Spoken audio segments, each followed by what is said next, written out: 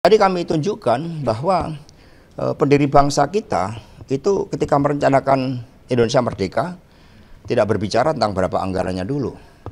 Ketika membebaskan Irian Barat, ketika kita membantu negara-negara Asia Afrika untuk merdeka, kita nggak berbicara anggaran dulu, kita berbicara suatu ide-ide besar tentang bagaimana Indonesia itu bisa berdaulat, berdikari, dan berkebudayaan dengan cara-cara kita.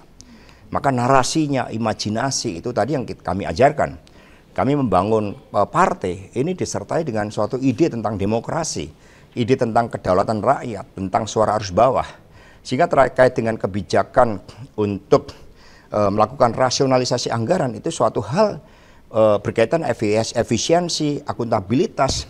Sehingga kita memberikan dukungan atas kebijakan itu. Tentu saja skala prioritas agar sektor-sektor produktif untuk rakyat itu dikedepankan, sehingga yang didorong, kami meyakini Presiden Prabowo juga akan mendorong kebijakan perekonomian rakyat ini yang juga kami ajarkan kepada kepala daerah dari PDI Perjuangan, misalnya dari kota Surabaya siap memberikan dukungan terkait dengan kebijakan makan gratis, tetapi kemudian juga melibatkan dari daerah, tetapi juga bagaimana UMKM untuk warung-warung rakyat itu juga misalnya dapat ikut berkontribusi. Itu salah satu masukan yang sangat positif dari kepala daerah PDI Perjuangan. Jadi memang ini situasi tidak mudah, ada pertarungan geopolitik, ekspektasi dunia untuk tumbuh dan berkembang juga masih menghadapi berbagai tantangan-tantangan global yang tidak mudah, maka lebih baik kita mengencangkan ikat pinggang dan kemudian mendorong kemampuan kita untuk berdikari.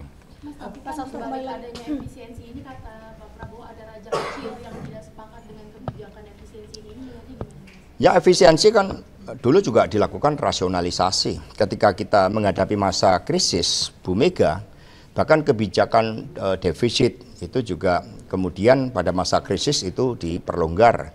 Tapi kemudian kita melakukan langkah-langkah konsolidasi fiskal, mendorong pergerakan ekonomi rakyat. Dari pengalaman best practices dari Pak Abdul Asfar Anas tadi kan, beliau Banyuwangi itu maju karena juga dalam keterbatasan anggaran. Di situ justru menantang suatu inovasi dari kita.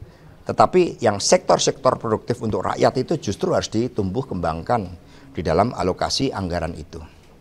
Mas, ini juga soal efisiensi anggaran ini juga banyak yang bilang kita harus belajar pada Vietnam gitu, yang mana mereka mengurangi jumlah kementerian gitu, tapi kan sementara sekarang itu kementeriannya tambah gemuk nih. Mungkin ada saran dari PDIP, apakah Pak Prabowo perlu mempertimbangkan hal di Vietnam tersebut gitu? Ya, kami mendengar bahwa Presiden Prabowo juga melakukan kajian-kajian secara dinamis.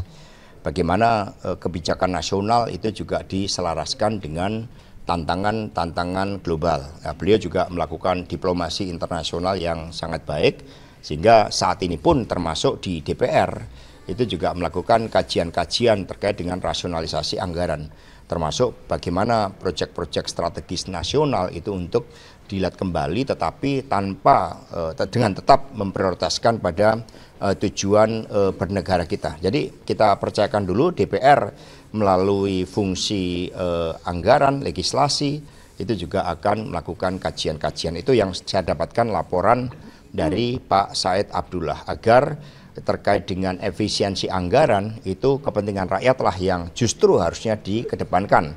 Maka kan kemudian muncul larangan untuk pemborosan anggaran. Itu yang kita lihat dalam perspektif yang positif. Tapi bersamaan dengan itu ada rencana presiden itu gimana? Untuk menyelaraskan tadi, kan presiden punya visi dan misi yang kemudian dijabarkan di dalam undang-undang tentang rencana pembangunan jangka menengah. Itu kan harus dipahami oleh seluruh kepala daerah. Mengapa kepala daerah dilantik secara serentak setelah pelantikan presiden dan wakil presiden pada tahun yang sama?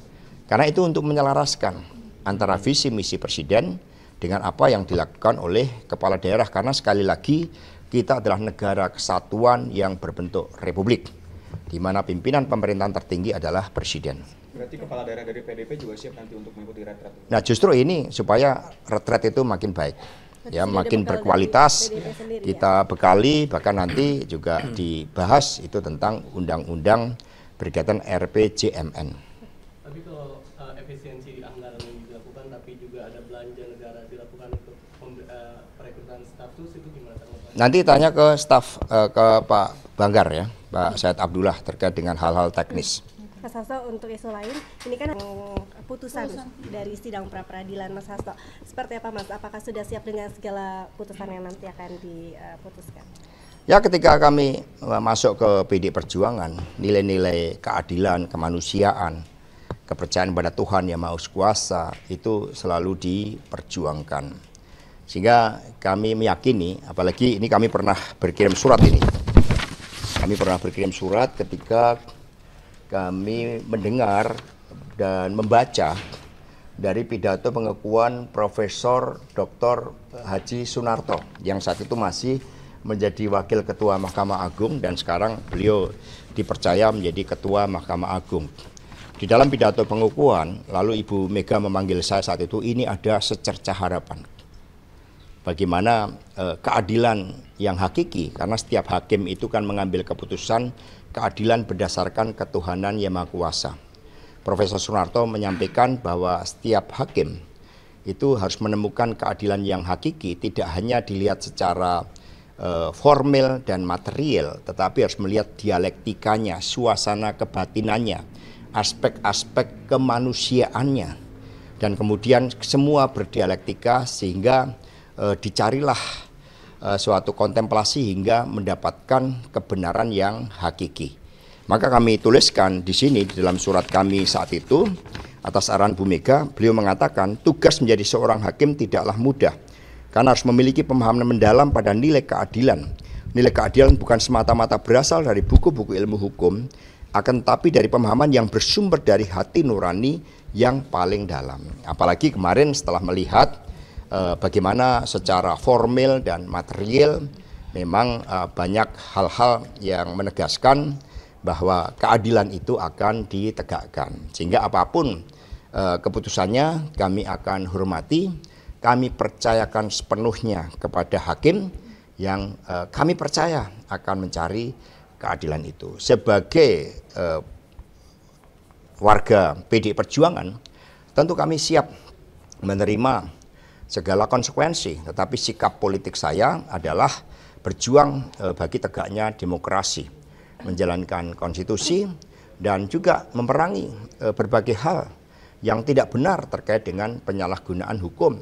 Dari fakta-fakta yang ditampilkan kan banyak kejadian-kejadian, sehingga ada ahli yang kemudian menyimpulkan bahwa saya ini ditetapkan sebagai tersangka terlebih dahulu dan kemudian baru proses yang lain dilakukan. Banyak juga ada saksi intimidasi, tetapi sekali lagi semuanya kami serahkan kepada keputusan hakim. Apapun keputusannya kami akan taati sepenuhnya.